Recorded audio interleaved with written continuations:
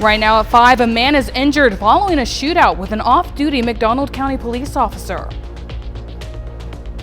And we've got ourselves a pretty decent day lined up. Cloudy, windy, some rain chances, more rain chances later. Look at your forecast coming up. Plus, some students in Wyandotte get to take their journalism skills to the next level. The 4 states' most watched news starts now. Good morning and welcome to the KWM Morning News. It's 5 a.m. I'm Samantha Walker. I'm Chris Warner. It's Monday. What is it?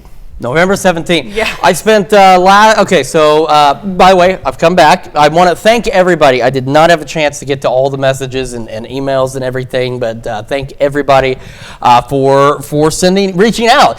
I'm fine. I actually feel like I've lost some weight since I was last here, but I have returned. Just got a couple of weeks off. It was glorious, but during that time, every morning, I always say what day of the week it is. I had no idea what day of the week it was. In fact, last week, I spent all day, Thursday thinking it was Wednesday, or all day Tuesday thinking it was Wednesday. You were truly checked out of the news world. I did. It was good to get away. I mean, I didn't go anywhere. I stayed home, but it was nice to just take a break. It's great to be back, and it's going to be cloudy. It's going to be warm still. It's going to be windy still, and we do have some rain chances out there as well. So why don't we talk about all of that?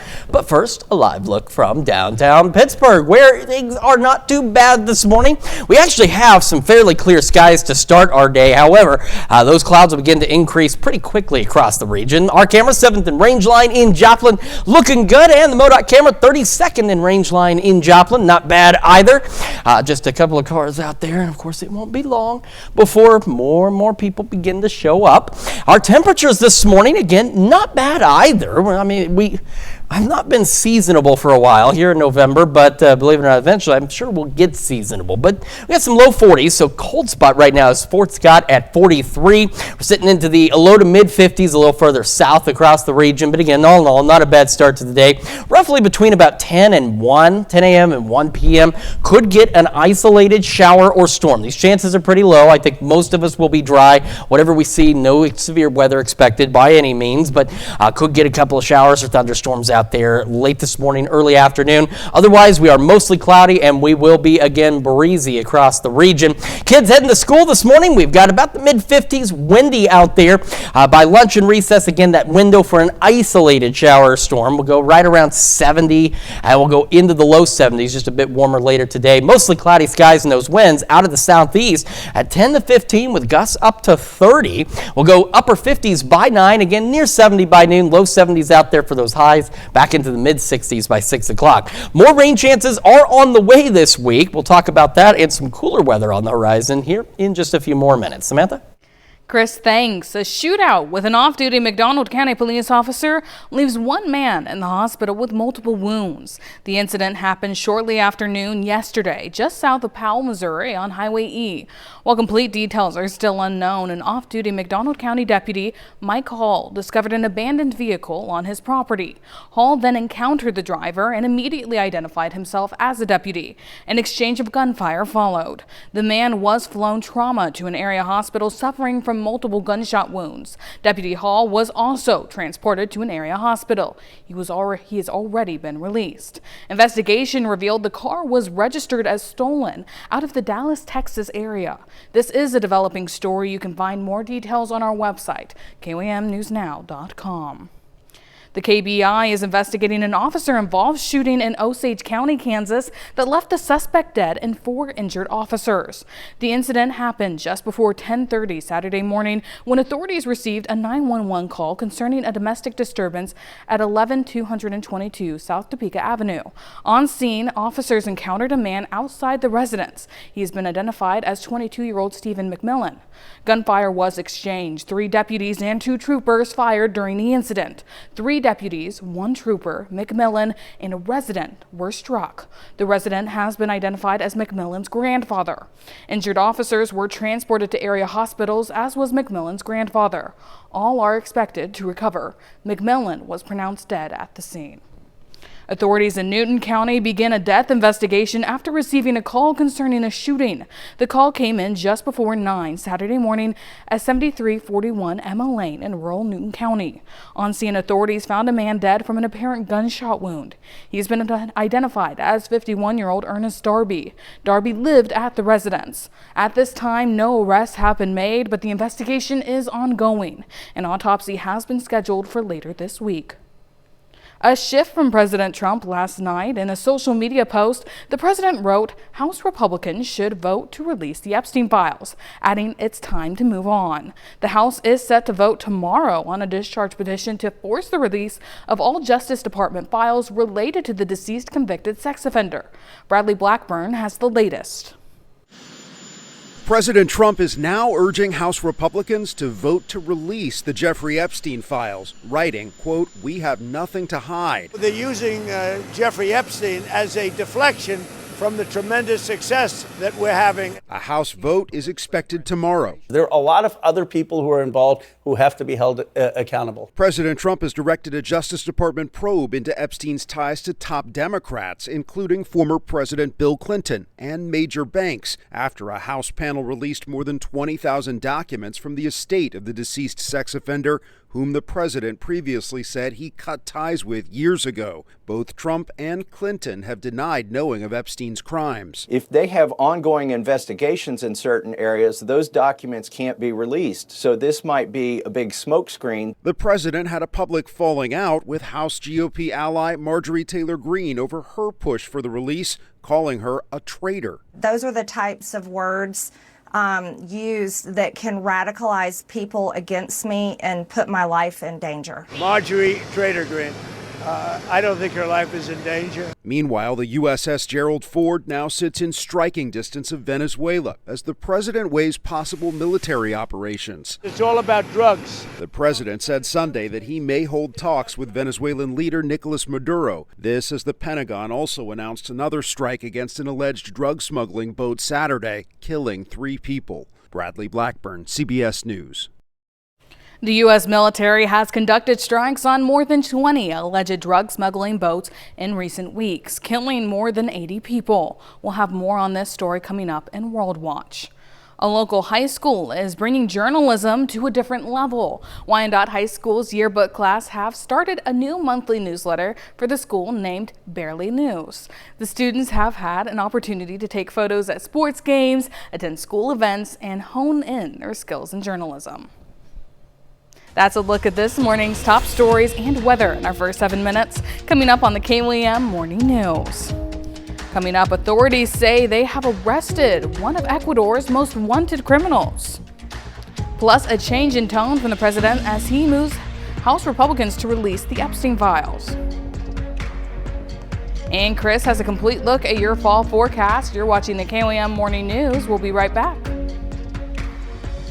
Topping World Watch, one of Ecuador's most wanted criminals is now in custody. In a joint operation with Ecuador, police in Spain arrested Pipo Chavarria. He's the alleged leader of Los Lobos, the country's most powerful and violent drug trafficking gang. Ecuador's President Daniel Noboa says the Pipo faked his own death, changed his identity, and continued to run the criminal enterprise abroad, splitting his time between Spain and Dubai. Officials accuse him of orchestrating at least 400 killings and collaborating with Mexican drug cartels.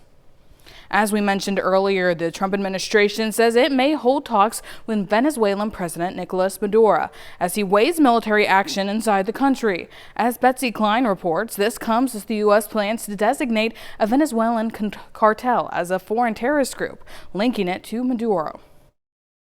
Well, we do not know what President Donald Trump intends to do in Venezuela, and that strategic ambiguity may be by design. But what we do know is that the U.S. has amassed significant resources in the region, and that President Trump has authorized the CIA to operate inside of Venezuela. The president was briefed by his team multiple times in recent days on a range of options. Those options include airstrikes on military and government facilities and drug trafficking trafficking routes, as well as the possibility of a more direct attempt to oust the country's leader, Nicolas Maduro. And on Venezuela, the president indicated Sunday evening as he departed Florida that a diplomatic path out might be possible. Sunday, Secretary of State Marco Rubio had announced that the State Department intends to designate Cartel de los Soles as a foreign terrorist organization. That group is headed by Nicolas Maduro. The president was asked whether that move allows the U.S. to target Maduro's assets and infrastructure. Listen.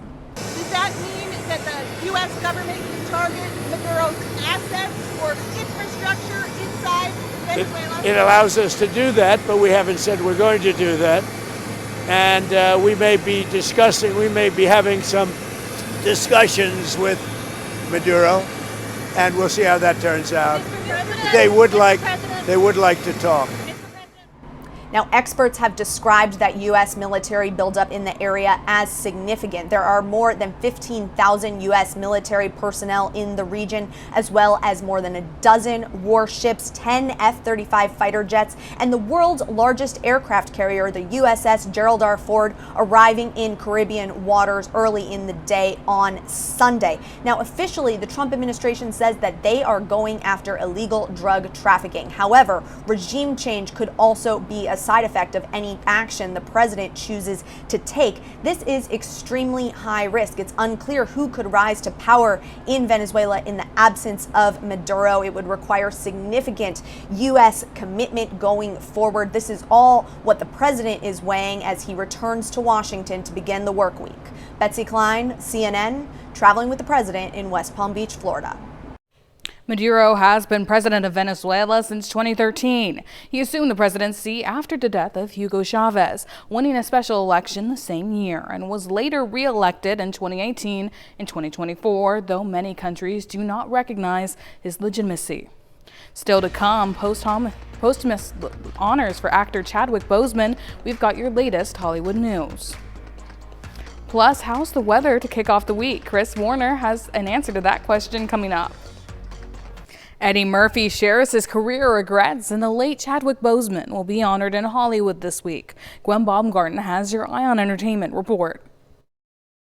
His impact on the acting world was undeniable, and now it will be immortalized on the Hollywood Walk of Fame. Late actor Chadwick Boseman was known for his portrayals of Jackie Robinson, Thurgood Marshall, and James Brown, along with the success of Black Panther. Boseman passed away in 2020 following a cancer battle. His wife will accept the star on his behalf this Thursday. There's some things that they can't take from us.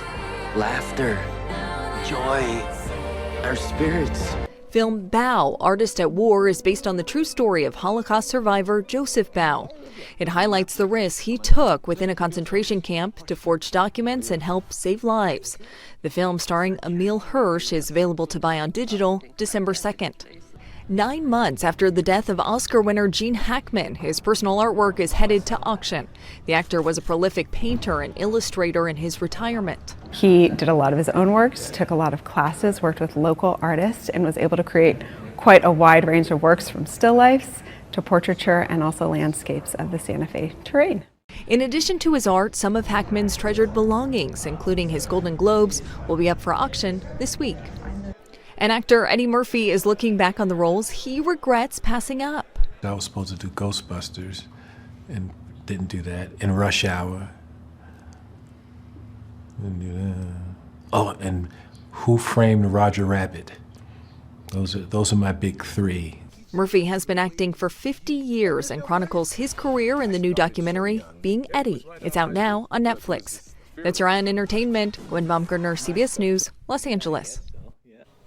After 30 years, the Screen Actors Guild Awards are no more. Instead, it will now be called the Actor Awards, presented by SAG-AFTRA. In announcing the name change Friday, the showrunners and the union noted the statuette has always been called The Actor. As a result, they say they are simply trying to align the name of the awards show with the award, like the Oscars and the Golden Globes. The union says everything else will remain the same when it comes to voting and submissions. The 32nd Actor Awards will air live in March on Netflix. Think you know how and why the American Revolution happened? Documentary filmmaker Ken Burns and his colleagues spent more than a decade digging into the area, and what they found may surprise you. It certainly surprised them. David Daniel has a look at their new documentary series. From a small spark kindled in America, a flame has arisen, not to be extinguished. Directors Ken Burns, Sarah Botstein, and David Schmidt dig deeply into the American Revolution. We know that we're going to win the revolution, but none of them did, and none of them knew who they were. George Washington didn't know he was George Washington, that there was going to be a big pointy obelisk in Washington, D.C. Washington understands the war he's fighting. He doesn't have to win. He only has not to lose. You get so involved in the narrative of the people of the time who did not know how it was going to turn out that you begin to anticipate each moment as if it's not going to turn out the way you know it did. And that, to me, is the essence of good history. The filmmakers say they learned a lot making the series. It didn't begin as a war for independence. It didn't begin as a war to unite the states, nor to create the republic. It was about liberating Boston and getting a redress of grievances, restoring things to the way they used to be back when we were happy. Crisis changes people. It gave different people different ideas about what they should be doing. The centrality of the Native American experience before, during, and after the American Revolution. It gave them a space to make this democracy real. For the first time in history, people are citizens, not subjects, not everybody. And so that causes, among those folks at the margins, even more desire to participate in that. To believe in America is to believe in possibility. In Hollywood, I'm David Daniel. The 6-episode documentary series, The American Revolution, premiered last night on PBS stations. And now to Chris with a quick look at your forecast. We've got a pretty decent day aside from some clouds, maybe an isolated shower storm. Temperature's still warm. However, we got rain chances that'll increase later this week, and it will still be a bit breezy today. We're going to go over all the details for you when the KOAM Morning News returns. Time now, 5:22. We'll be right back.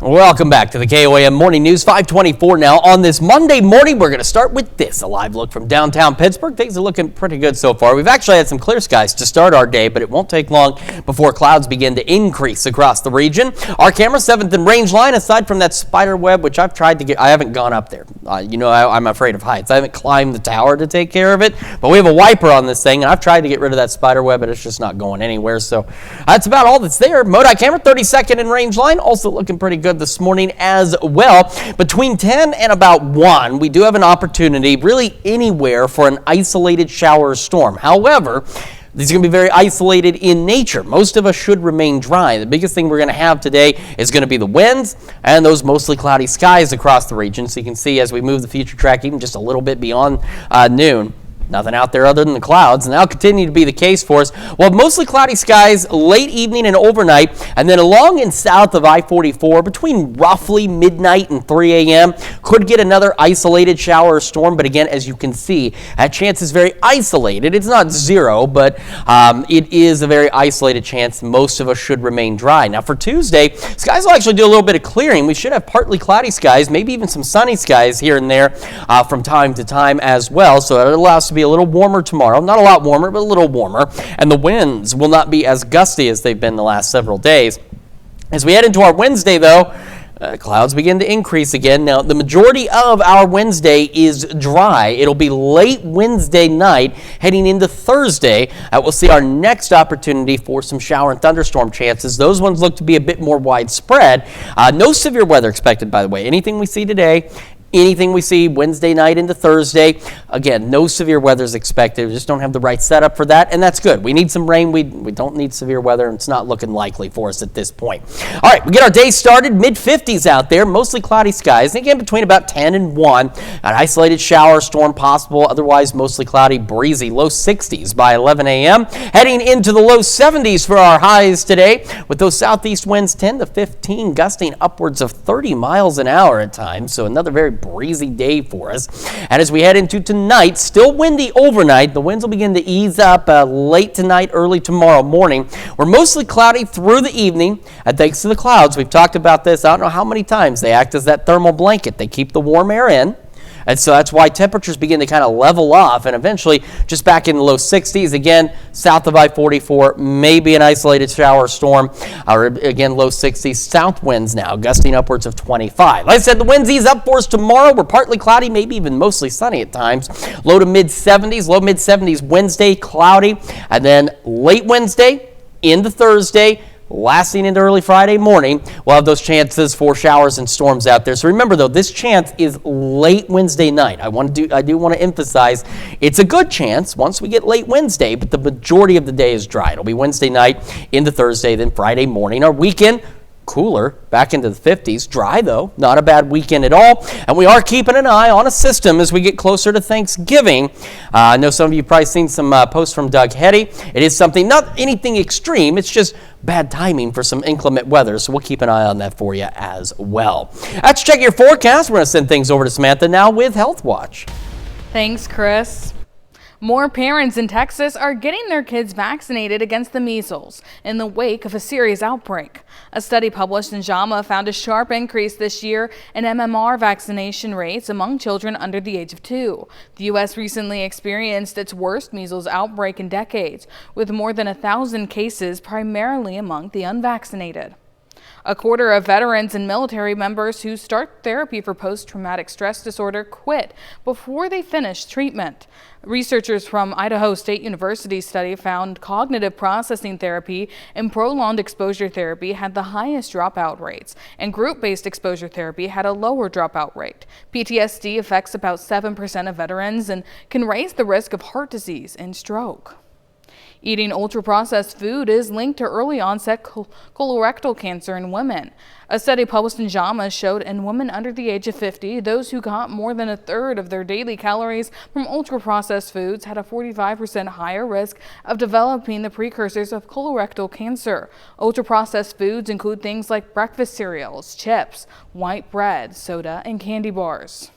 This week, the U.S. Food and Drug Administration announced that after 20 years, it's righting a medical wrong. In a pivotal move, the agency officials said they are taking steps to remove the black box warning on many hormone treatments for women with menopause symptoms. Maribel Gonzalez joins us with how experts say this could change the way we treat women's health.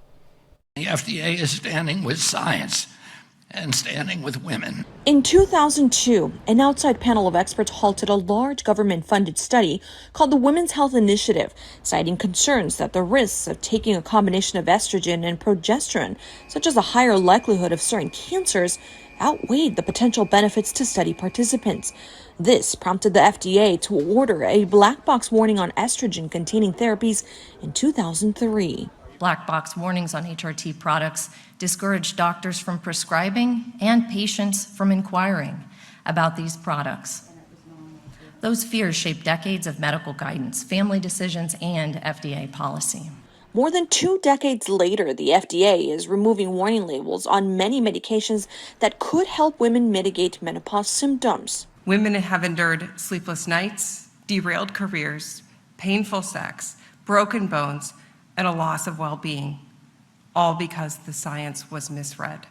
Medical groups, including the American College of Obstetricians, have pushed for the removal of the warning label. There's no doubt that women will feel better from hot flashes, from night sweats, from sleep disturbances.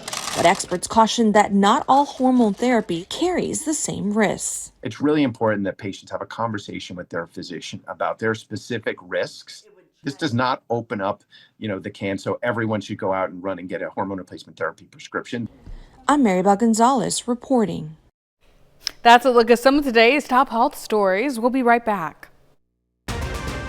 Right now at 5:30, the Pittsburgh Public Library says it has way more to offer the community than just books. And we've got a clear start to the day. Clouds increasing though, winds picking right back up as well, and some rain chances. Look at your forecast coming up. Plus, some homegrown talent returns to the 4 states for a show-stopping performance.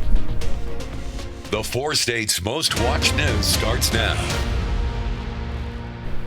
Good morning and welcome to the KOAM Morning News. It's 5:34. I'm Samantha Walker. I'm Chris Warner. It is now Monday, November the 17th, and I keep having to look. I honestly lost all track of time over the last couple of weeks. Again, thanks to all the folks that reached out. I know I didn't get to everybody that reached out, but it means a lot. To be missed, and it's good to be back. It was nice to get away for a couple of weeks, kind of just unplug, disconnect. And during that time, though, the weather surprised me here and there because I didn't pay attention to anything. I'll be honest, I kind of just turned everything off and chilled. You know, Donald did a great job, He but did. we are certainly glad to have you back on Morning Show. He did, and I did hear about that too. So I know Donald was filling in. I heard that he did a fantastic job, and that is great.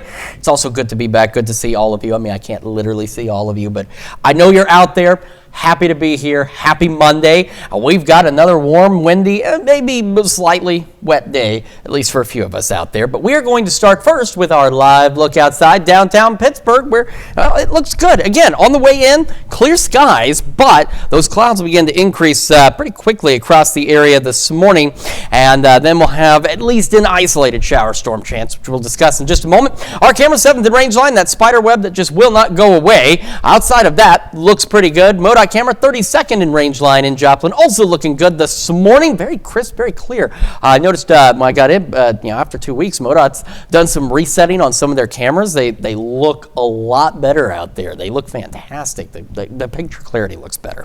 All right, outside of that, temperatures this morning, of course, further north, a little cooler. We've got Iola as the cold spot, it looks like, at 43. As you get a little further south, we get some low mid-50s across the region. Right now, Veneta, the warmer spot, at 56 degrees this morning. Between approximately 10 a.m. and 1 p.m. could get really anywhere an isolated shower or storm. Majority of us will be dry. We're not anticipating any severe weather, but it's a possibility out there, and then that'll clear out. And outside of those rain chances, which again are slight, we're looking at mostly cloudy skies, and again, just some gusty southeast winds across the region.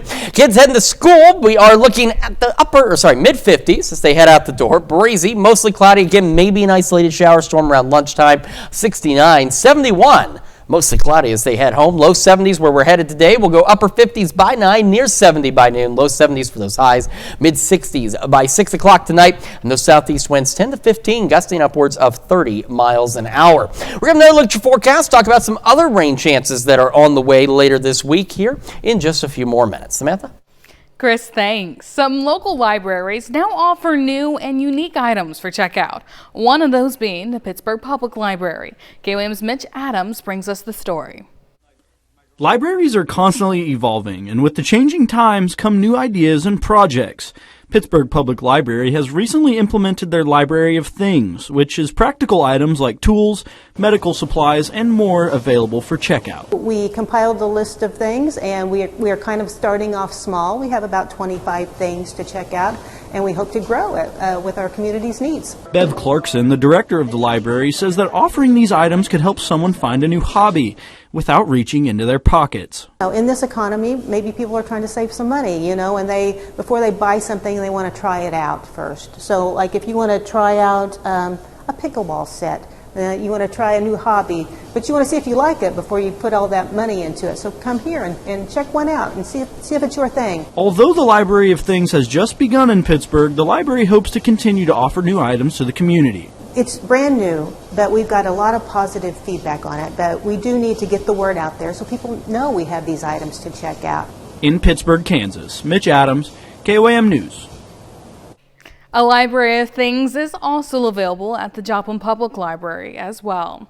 Well, Carl Junction's annual Powder Puff football game happened yesterday at Carl Junction High School. Seniors took on juniors, sophomores faced freshmen, and matchups like seniors versus freshmen kept fans cheering all afternoon. The event raised funds for the project graduation, with $5 admission and dollar bill player penalties adding to the fun. I hope that the community shows up just to show that they support Carl Junction and they support these seniors, because in order for us to give them a safe night after graduation, we have to have the community support to do that. At halftime, elementary Carl Junction students were able to walk out onto the field and get a special recognition. On Sunday, local opera fans got a special treat as Terrence O'Brien returned home for a one-time concert. A Life in Song held at Corley Auditorium on MSSU campus in Joplin featured O'Brien and Madison King with a program of songs and arias intertwined with stories from O'Brien's 17-year career performing across the U.S. and Europe. I would like to thank the people that are here today and for the people in the four-state area that have been supportive of me and my career as a performer since I was in college at PSU. You can visit the Heartland Opera Theater's website for more shows and events happening this season. That's a look at our top news stories coming up this half hour on the KOAM Morning News. Travelers prepare to hit the holiday roads and skies once again in the fun of the holiday season. Toy makers are gearing up for the holiday season. I'm Bradley Blackburn with what's new that won't bust your gift list budget. In Consumer Watch, AAA predicts that nearly 82 million Americans will travel at least 50 miles from home this Thanksgiving. More than 73 million travelers are expected to hit the road, though AAA says that number could change with the FAA announcing an end to its shutdown-related order to reduce flights. As of right now, more than 6 million Americans are expected to fly this Thanksgiving. And Now You See Me 3 levitated to the top of the domestic weekend box office, conjuring up more than $21 million in ticket sales. Fellow newcomer The Running Man was second with $17 million. Predator Badlands fell to the third spot with $13 million. The holiday shopping season is upon us, and experts say right now is prime time for toy buying. Bradley Blackburn has a look at what's new and affordable this year, and best of all, fun. You ready to race? I'm ready. Amazing. In this year's race for top toys, Marissa Silva is just the person to give you a head start. Pull the trigger on the back. Oh, wow. The Toy Insider's editor-in-chief shared some favorites, like this $30 Hyperburst set. Kids build the track and battle on it, knocking mini cars off. I love that two kids can play at the same time too, like right out of the box, which is awesome. This season, with Wicked for Good popping into theaters, expect tie-ins including this Glinda vanity kit to cast a spell for many kids. Say the magic words, you've been Glindified.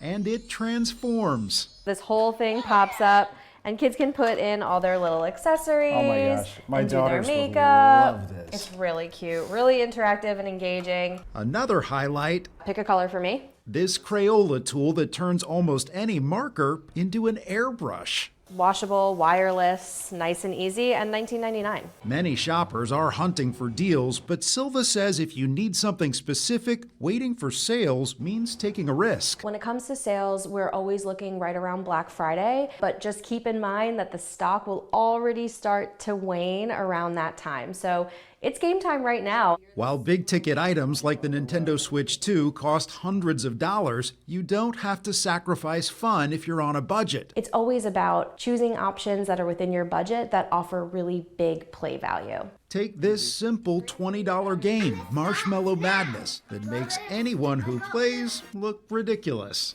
I can't do it. I can't do it. One sweet idea to help your family laugh all season long. Bradley Blackburn, CBS News, New York. According to the market research company Circana, fewer consumers plan to wait until December to do their holiday shopping. More than 80% expect prices to be higher this year. That's it for Consumer Watch, and now here's Chris with a quick look at your forecast. We've got some opportunities for maybe an isolated shower or storm today. We do also have those gusty winds and cloudy skies. We're going to break it all down for you when the KOAM Morning News returns. Time now, 5:45. We'll be right back.